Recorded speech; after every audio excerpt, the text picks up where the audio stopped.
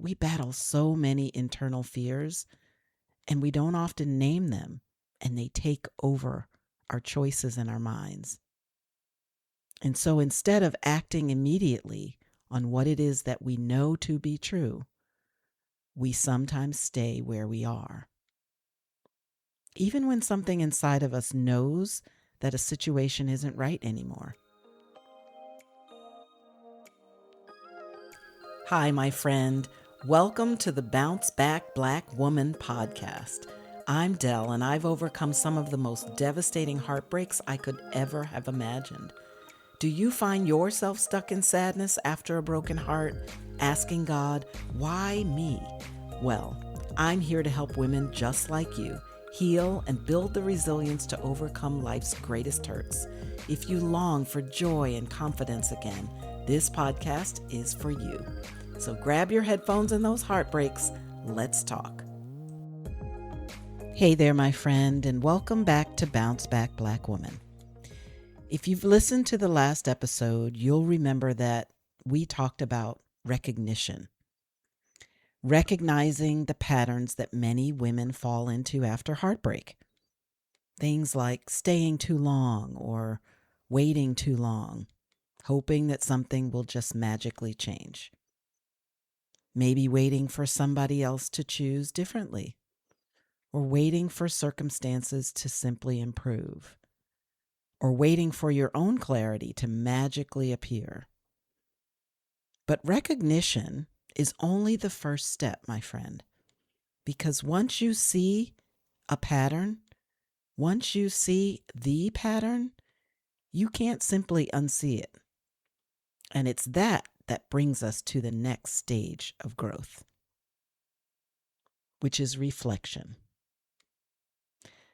Reflection is the moment when you begin asking yourself some pretty honest questions about what's really happening in your life. There is a quote from Oprah that many people have heard before, and I have to say it is one of my favorite quotes ever.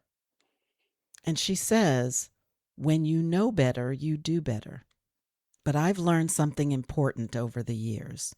Sometimes there's actually a space between knowing better and doing better. It doesn't just feed in magically one to the next. And it's in that space in between that you can be very uncomfortable. And the reason that you feel uncomfortable in that space is because once you recognize a truth about your life or your decision making, you begin to see things differently. You begin to notice things that you used to ignore. And you begin to feel things inside that you tried to push down or push away. And that awareness can feel both empowering and unsettling, and maybe even frightening, all at the same time. So here's why we sometimes ignore what we already know inside. One of the hardest parts of personal growth is realizing that knowing something and taking action on it are two very different things. Many women know deep down when a situation in their life isn't healthy anymore. Maybe that's a friendship or a romantic relationship or even a job situation. You know it deep down. It's time. But we hesitate. And not because we're weak. We hesitate not because we're incapable. We hesitate because change most often brings uncertainty. And you start asking yourself questions like, what if I make the wrong decision? What if things aren't any better in the new situation? Or what if I regret walking away and I can't take it back? Sometimes the fear is even deeper than that, my friend. Deep, embedded fears like fear of being alone or fear of disappointing others, fear of starting over, fear of the unknown. We battle so many internal fears, and we don't often name them, and they take over our choices and our minds. And so instead of acting immediately on what it is that we know to be true, we sometimes stay where we are. Even when something inside of us knows that a situation isn't right anymore. And one thing I want to stop and say here very clearly, especially to the woman who's listening, who might feel a little exposed by this conversation. And you know who you are because your heart is racing just a little bit faster, or you feel nervous about what's coming next.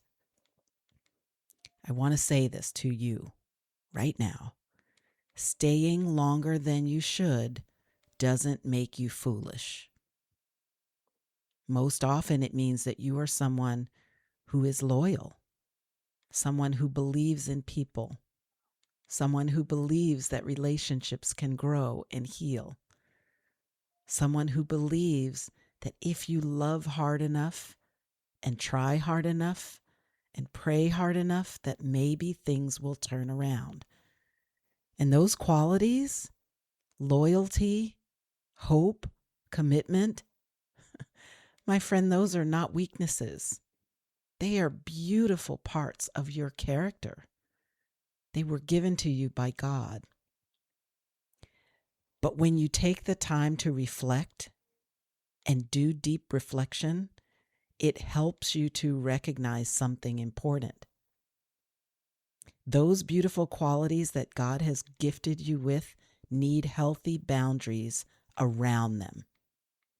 Because loyalty without boundaries can become self-abandonment. And hope without boundaries can become waiting forever and ever and ever. And love without boundaries can sometimes leave us carrying emotional weight that was never meant to be ours alone to carry. Reflection invites us to see where our good heart may have kept us in situations longer than was healthy for us. And not with judgment, but with compassion and clarity. I can tell you honestly, there have been seasons in my life where I recognized something wasn't working long before I was ready to admit it out loud. Sometimes we see the truth quietly at first. It starts with just this uncomfortable feeling. And we wipe it away by saying things like, I'm just having a bad day, or I'm on edge. And we hope that maybe it isn't really what we think it is. Maybe things will change. Maybe the situation will improve. Maybe if I just try a little harder, or love a little harder, or forgive a little harder, or wait a little longer, things will just turn around. But practicing reflection eventually invites us to be honest with ourselves. And honesty is where our real clarity begins. So I want to share some questions that bring clarity, because reflection begins with asking questions. And these questions are not meant to shame ourselves. The questions are meant to help us see ourselves more clearly and live our lives more purposefully. So let's pause for a moment, and I want you to sit with these questions. Is there a situation in your life right now where you already know that something needs to change? Have you been waiting for someone else to change before you allow yourself to move forward in the direction that God is prompting you to move? What truth have you already recognized, but you're still hoping that you won't have to act on it? If you trusted yourself totally and completely, would you still be making the same choices that you're making right now? And if you were completely honest with yourself in this very moment, what would your heart say? My friend, these questions are not meant to rush you. They are meant to invite clarity, because reflection isn't about judging yourself. It's about awareness. Reflection is actually a turning point. Reflection is powerful because it interrupts the autopilot that we sometimes and oftentimes live on. It helps us see the patterns that we've been repeating over and over again in different ways throughout our life. It helps us recognize the places where we may have been abandoning ourselves, shrinking ourselves, and ignoring ourselves. And it invites us to begin imagining a different path forward. Reflection doesn't mean that you have to make a decision right away, hastily, or recklessly. But it does mean that you are beginning to see things clearly. And I want you to know that clarity, my friend, is the beginning of change, the beginning of real change. Because once reflection brings clarity, something else eventually begins to happen. You start realizing that staying where you are may no longer feel possible, that the life you've been living no longer feels aligned with the truth that you now so clearly begin to see. And that realization leads to your next step on the journey. Not just recognition, not just reflection, but redirection. And that, my friend, is what we're going to talk about in our next episode. So before we close today, I want to leave you with just one more reflection question. And you might even want to write this one down.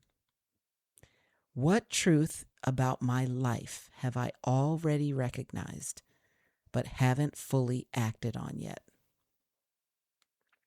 And just know that sometimes clarity begins with that single, honest question.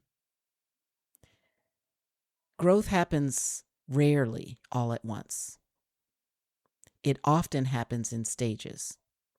First comes recognition, then comes reflection, and eventually the courage to move in a new direction. And we will talk about that next time. So until then, my friend, be gentle with yourself as you reflect and begin bouncing back. Well, that's it for today, my friend. I really hope this episode inspired, encouraged, or just plain comforted you. If so, please share it with a friend who might be struggling in her own healing journey. And if you take a moment to leave a quick review on Apple Podcasts, you'll help other women find encouragement through their heartbreak. Remember that God is holding your hand along this journey, and guess what? I'm holding the other. Life is short, so bounce back, Black woman.